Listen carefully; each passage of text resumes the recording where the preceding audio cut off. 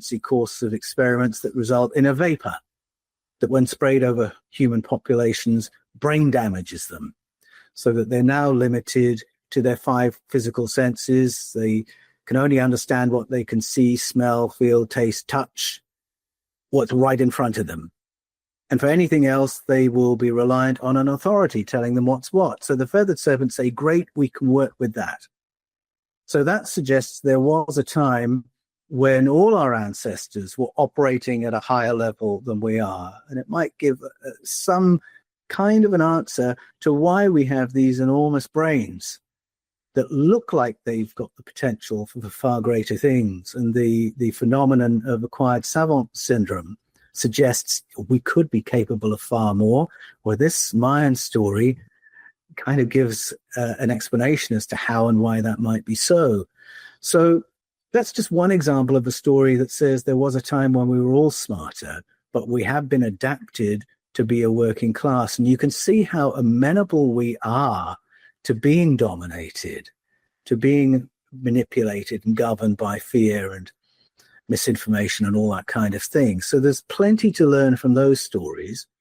And then to bring it to the story of suppression, to show how current this is, there was a period from 1880 to the 1980s when indigenous ceremonies of initiation were outlawed in Australia, in Canada, and in the United States of America. They did not want ancestral wisdom passed from one generation to the next. The governments of those, I mean, they're 3 separate countries, 3 sovereign countries. The governments of those countries believed if they could stop the passing on of that knowledge for 100 years, then they could completely stamp it out. And the agenda was to gain power over the indigenous peoples once and for all. And so that had to do not only with stories that indigenous cultures told each other, but the powers that they had. There was a reason that in Canada, if you got taken away to one of these schools to be educated into Orthodox Christianity, the first thing that would happen to you as an indigenous boy or girl would be to have all your hair shaved off, because the indigenous understanding was that is your connection to intuition. That's your connection to cosmic information. And I have to believe there was some sense on the side of the monks and the nuns and the priests who did that there was something in that. And if they could just cut their hair off, then we've got a little bit more control over them. I don't think it was just humiliation. And it was too universal a pattern across those countries for it to be mere coincidence. So I think there was a sense at that time for those 100 years, and it is as recent as the 1980s, that there were powers that our ancestors had that had been better maintained by continuous indigenous traditions and that needed to be stamped out if governments were going to be able to control those populations as well as the populations that had come in with the colonizers. So I think that gives you some kind of an answer. That absolutely does. It absolutely does. I mean, it's stunning, to hear it from this angle and the angle that you have studied, because there are hints of this from all sorts of ways. And I want to go back to the symbols here because I want to talk about one of these that is quite, let's say, viral in the world these days. This handbag. This handbag picture, let's say, and it travels because it looks so strange, it looks so unique. It holds such what it appears to hold within these carvings and in the inscriptions and things that you see is that it holds this importance. And so I don't know how much you want to touch in on that because it's getting deeper into the book, but if you could maybe touch on what these were, what they represented to some degree. Well, we find this pairing of symbols, what looks like a pine cone and what looks like a handbag. And we find it in India, in Cambodia. We certainly found it in Turkey. We found it in Armenia, in Iran, other places besides. Clearly, it was very, very important. But what did it mean? In some places, the handbag is a bowl. In India, it's a satchel. In one place in particular that I mentioned in the book, the pine cone is often a pine cone. Sometimes it's a cypress leaf, but these similar looking symbols are global. What are these beings doing with them? And I should point out it's beings using them alongside human beings. So particularly if you look at the incredibly detailed carvings left behind from the palace of Ashurnasirpal II, who is a Bronze Age leader in what is now Iran, there's tremendous detail there that allows us to look at the carvings in Van in Turkey and in Yerevan in Armenia and begin to get that global picture. The detail shows us that these devices were being used in agriculture. Now, in the Syrian version, the handbag is very clearly a metal bucket. In fact, we know what it's called. It's a bandudu or a dalu. And the pine cone is a mulilu. And we know their later ceremonial function. They were used for purification. But in the carvings, we see what they were used for in the beginning. And I go in the Eden Enigma to Yerevan in Armenia, to paintings depicting the same activity. And what we find is plants growing in what looks like a clinical environment. And the plants are shaped strangely as if there's more than one light source. And they're affixed, attached to stakes. So these are not plants that are thriving in the wild. They are in lab-like conditions. And what the Tungia are doing with their bandudu and their mulilu is hand-pollinating and cross-pollinating the plants. And you look at that and you think, why on earth would they go to so much effort to create this picture? These non-humans teaching humans how to do hand-pollination and cross-pollination. It turns out, and this is the case I make in the Eden Enigma, that this is lighting the blue touch paper of civilization. That before you have civilization and city building, you have to have agriculture. And if you need hand pollination or cross pollination to get your agriculture going, which is the story boasted of in all the inscriptions in the Van province, if you're going to need that, it is because the natural processes have failed.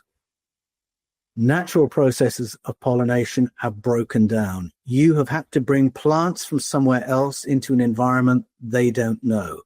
either that or all your insect life has been obliterated, or the key aspects of the insect life have been obliterated. You're going to have to do this yourself now to create the strains of plants that will thrive in your region and turn barren land into fertile farms.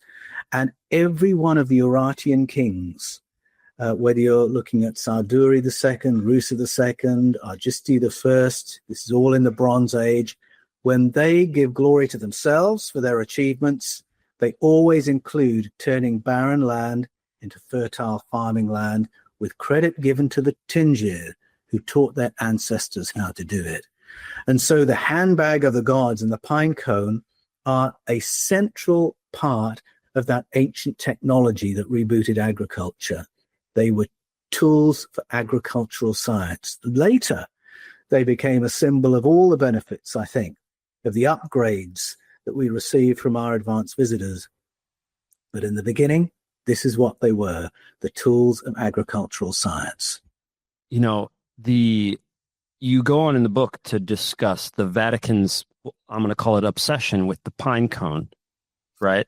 That it becomes something that is displayed, right? But, you know, I went to a Catholic high school. I went to a Jesuit college for a year and a half. And there's no mention of this in the Bible, which is also what you are, not necessarily the Bible, but no mention of this at all. There's no mention of the symbology and what it truly, you know, could potentially mean.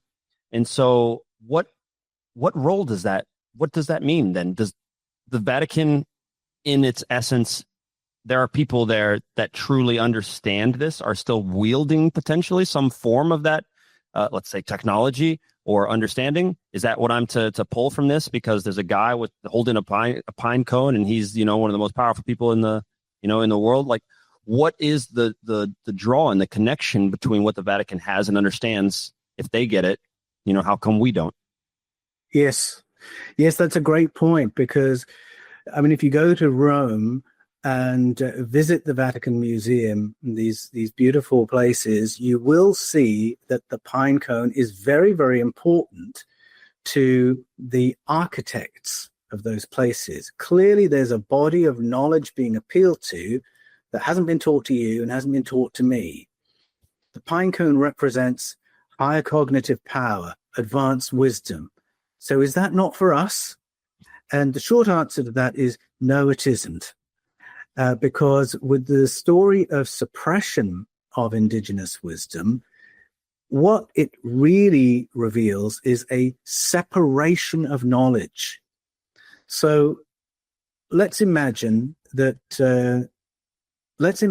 you're part of the Spanish invasion of Central and South America. You have been tasked to delete and replace the wisdom of the cultures that are there. Now, if you are a pope or a king or queen of Spain, you are going to be in a privileged position, because any copies of books that seem valuable that weren't burned are going to make their way into your libraries. And so after the massive book burning that went on through the 1400s in particular, and into the 1500s, the indigenous knowledge of those places is now carried in secret by secret societies who very often, just through oral tradition, will pass on the ancient memory, or they will hide books. I mean, this is the story of the Nag Hammadi burying scrolls so that they won't be destroyed because they're now out of favor with the Roman Empire. Well, similarly, books were hidden in Central and South America. That's the story of the Popol Vuh we mentioned earlier. So it's carried orally by the local indigenous priestly leaders, and then it goes somewhere else as well. It goes into the royal libraries of the popes and kings and queens of Spain and Portugal, for instance. Mm-hmm. And I find it interesting, the scramble for this literature that there was in the 1500s, some of the intrigues and the espionage that went on. If you study the court of Queen Elizabeth I, you'll get a hint of this. They're all trying to get a hold of these books that didn't get burned and destroyed. So they're in the libraries of the elite. they're at the grassroots, and then most of us don't know anything about these traditions. And so secret societies have played an important role through the ages. Sometimes it's the curation of that special knowledge so that when it's safe to do so, it can be shared with the people again. And then there are the secret societies that serve the 1% with the information the rest of us are not allowed to know. And I think the pine cone and its use by the designers and the architects of the Vatican City, that's a very good QED. There's an interesting anecdote, I believe, about Napoleon having taken the Vatican Library out of Rome and brought to Paris. If I understand this correctly, it may have been the only time that the content or a large portion of the content has ever been moved outside of Italy, Rome, or the Vatican in this sense. And there is also the rumor attached on top of that he was looking for something specific within this knowledge, whether I'm not sure what specifically, but it's just another, let's say, notch on this idea that the elites have something they're looking for and there's something there. One thing he may have been looking for, given his job, was special information or technology to do with remote viewing. Because I can certainly tell you that Queen Elizabeth I was very interested in getting hold of that kind of information. And so we've already said that was part of the story of the 𝗏𝗏𝗏𝗏. So if there was a wider canon of literature about our ancestors being able to remote view, having far sight, well, you'd want to get your hands on that. Queen Elizabeth I, for instance, she wanted Britain to be a power within the world, and she would have loved to have had the kind of secret service that we have today, but the country was broke. And she couldn't have spies in every court. And so if there's some way, some human technology that means you can eavesdrop on foreign courts, let's get hold of it. And that was part of the scramble I mentioned of trying to get hold of the ancient wisdom that might unlock those kind of abilities. And if you want to read up on that, John Dee is the person to go and research. So I think that is one thing, certainly, that people in the military might be interested in, but also I think ancient stories of portal technology. If there's any possibility that there was a civilization that knew how to do that in the deep past, well, you would want that in your hands rather than enemy hands if you're seeing the world through a military lens. So those are a couple of things right then and there that might be of interest to a military leader. Of course, you might also be interested in replicating 𝗏𝗏𝗏𝗏's vapor and spray it over your enemies to give you a bit of an edge. So there are lots of reasons. And the fact is that military intelligence, certainly military intelligence in the United States of America, is very interested in these ancient stories for exactly these reasons. Yeah, that's exactly where I was going to go with my next question was there's no reason to believe that power has changed or the idea of power and control has changed. You're going to want to have superior knowledge, superior technology. And if Queen Elizabeth is searching for it back then, there's no reason to believe that any government body right now either isn't housing it, searching for it. And so, I mean, I've definitely heard stories, and it may have been, I'm not sure if it was potentially even on your guys' project where I saw some of that.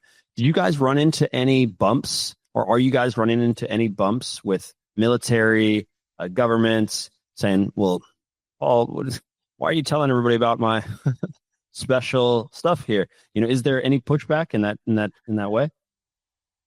Oh, that's a very good question. I think for the most part, I am occupying territory that the powers are reasonably comfortable with, because I think that there's always some effort to have the public sufficiently in the know so that if all of a sudden disclosure of present contact becomes inevitable, becomes something that they can't control, they don't want the general public to go into a blind panic. They would rather have a population that said, I think I'd more or less work that out. So there's an extent to which the powers, I think, are quite happy with a lot of the work I'm doing. But at the same time, there is a bit of a bubble around information surrounding current programs and current technology. And I won't go into detail, but just say I'm aware there's a bubble around that information that has some bearing upon myself. And I mean, at one level, it's very interesting because clearly there's stuff going on. If we think about the legacy program, for instance, the reverse engineering program, that is not for public consumption.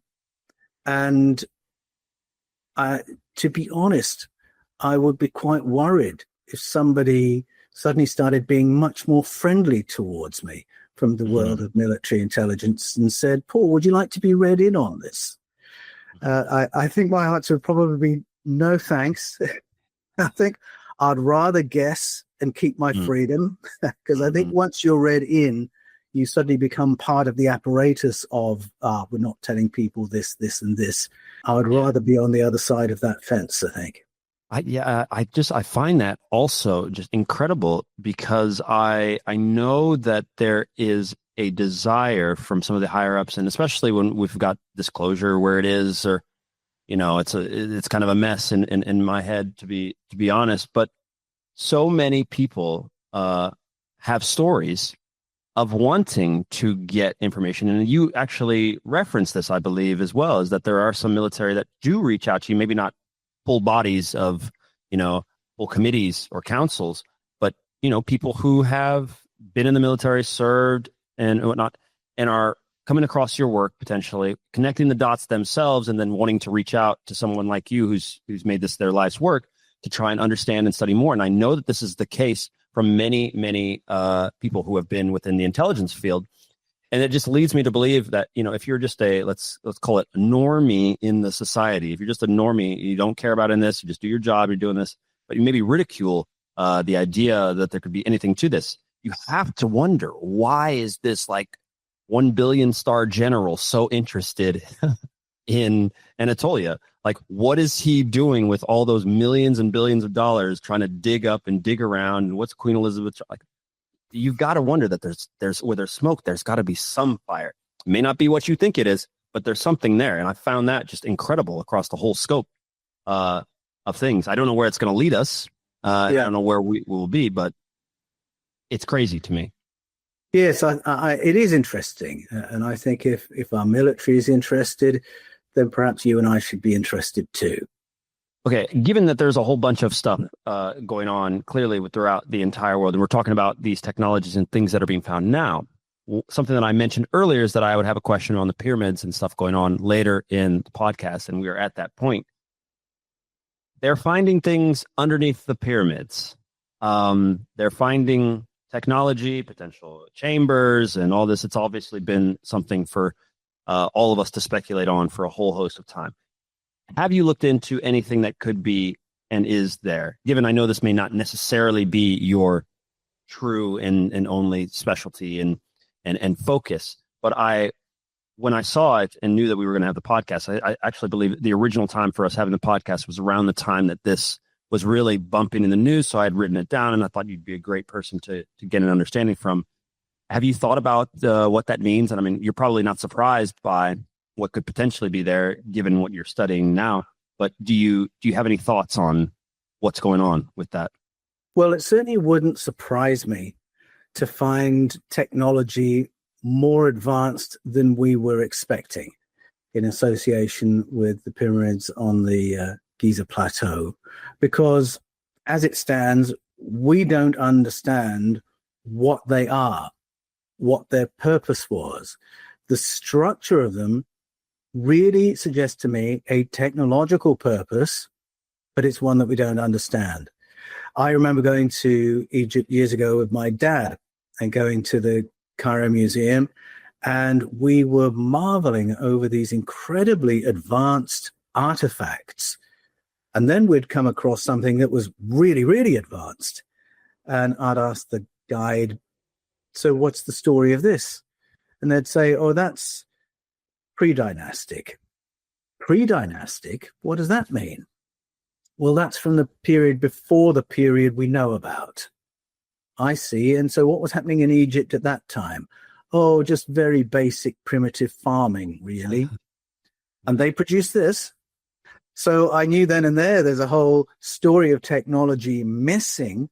So I'm not surprised that we're finding something more advanced than we expected underneath the pyramids. I haven't got to the bottom of understanding the technology and its capabilities that are pointing to this subterranean structure. So I don't yet know for myself how deep we can really analyze with the technology that's being used. So I've just got to do more study and more sitting at the feet of experts to understand how much information we really do have at this point. But I think that the question of missing evolution of technology is very relevant to that part of the world. I think that the timeline for that part of the world is far longer than we've credited hitherto. I'm really looking forward to spending time with 𝗪𝗟𝗡𝗂 later in the year, because it's really thanks to him that there is now widely acknowledged a massive question mark over the chronology of these giant artifacts. So it's an area I haven't probed yet, but I must do it. Sitting down with Robert is probably going to be the beginning of my exploration of those things. And ask me in another 12 months and I'll share with you what I've found out.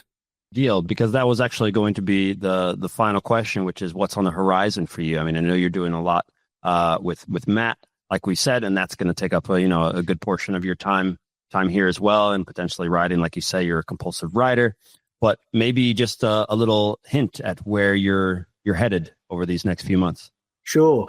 Well, in a few directions simultaneously. One is that I'm comparing notes with potential collaborators on doing a series that takes us around the world to 7 particular locations to drill down into every layer of story that has been that belongs to that part of the world, and see what global picture emerges from that. Because I would really like to give people something that's of a Netflix quality, that is really cinematic, that is fun. Think David Attenborough and the way he travels around the world, and you zoom into a location and find out the ecosystem of that particular spot. I'd love to do that from the perspective of the Paleocontact, or an Anthony Bourdain, where you're traveling around the planet and then you zoom down and you're sitting, eating and drinking with the local people and absorbing all the local culture. Put those two together. That's the series I'd love to produce for people, because I think that makes these paradigm shifts powerful and memorable. People will remember watching a series perhaps more than reading the odd book. So that's one thing I want to do. And another thing that I'm pursuing that I think will be the next in the Eden series is to consider, we're facing so many challenges in the world right now. There is challenge and a chaos in every direction. How do we handle ourselves as individuals, families, towns, nations, to get through this, to chart a better way forward? I don't believe our ancestors have left us unprepared for everything that's happening in 2025. And so I want to make that connection and say, no, our ancestors have prepared us for exactly this. And this is the wisdom they bring to the things we're facing in the present. And so I think that's where I'm going next in the Eden series. And another thing I'd just love to do, just as a one-off, after I wrote the Eden series first volume, which was Escaping from Eden, I had people all of a sudden from the Philippines reaching out to me and saying, you must come to the Philippines and tell our stories, because we have stories about all the things you've discussed in your book. And I have so many friends now in the Philippines, I have to take up that offer and just go and spend some time there in the same way that I have done in Turkey, and just drill down into the local wisdom and see what wisdom for the world has been carried by that culture. That is going to be an exciting time. We're not talking about doing this in 1 month though, right? You're giving No, this is going to keep me going for a little while, I think. Okay, good. Yeah. No, awesome stuff as always, Paul. It's great. I look forward to us having our first podcast at some point in person. Maybe I can come hang out with you and Matt. Come to Australia because as soon as I can afford it, I'm going to soundproof my studio, and I want to interview some people face to face. Come and stay with us, and I'll interview you. Absolutely. Would love it. As long as you can guarantee that I'm not going to get eaten by an animal. That's, as Americans, we assume that Australia, you guys got your animals. There's too big. You got this. I don't know. You'll be fine, Will. We're about an hour south of where the crocodiles start, so you'll be all right. So I'm okay for that. Perfect. Paul, listen, as always, great stuff. Guys, all the stuff, all his books, all of the content is going to be linked there. Paul's got a great YouTube channel, a couple at least. And so we'll link to everything. And yeah, Paul, we will see you on the next one. Appreciate it. Thanks, Will. It's been a pleasure.